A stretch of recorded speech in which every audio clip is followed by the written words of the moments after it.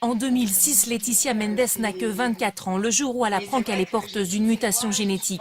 Le cancer du sein la menace, comme sa mère, sa grand-mère et son arrière-grand-mère avant elle. Elle décide alors de se faire enlever les deux seins, préventivement. Mais c'est vrai que j'ai toutes ces... Je sens que si je ne le fais pas, je suis condamnée. C'est un sentiment, c'est statistique, c'est scientifique. Bah, c'est un sentiment, mais on m'annonce quand même que c'est plus de 80% de chances de déclarer un cancer du sein.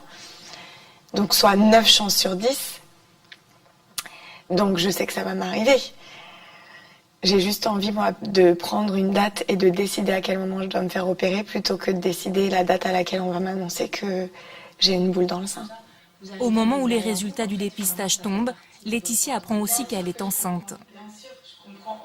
Pour vous, il y a un problème, c'est l'allaitement, par contre. Complètement. Pour moi, cette poitrine, elle est pas nourricière, elle est pas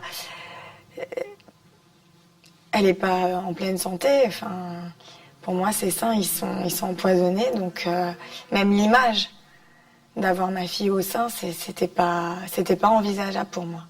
2 ans après la naissance de sa fille, enfin l'opération. Un nouveau combat commence, celui de l'acceptation. C'est une vraie mutilation, donc on sent qu'il nous manque quelque chose. Il a fallu que je réappréhende ma féminité, que j'apprivoise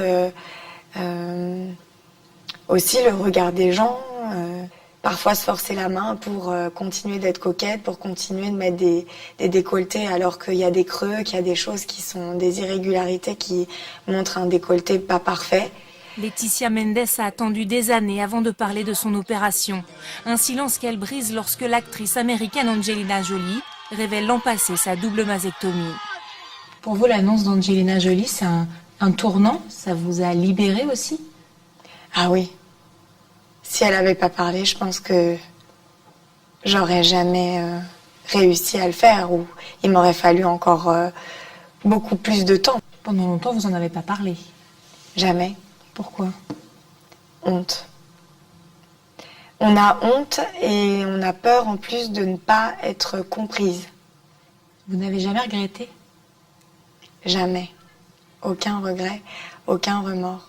Malgré la douleur, les difficultés? Malgré tout ça, c'est la plus belle décision de ma vie.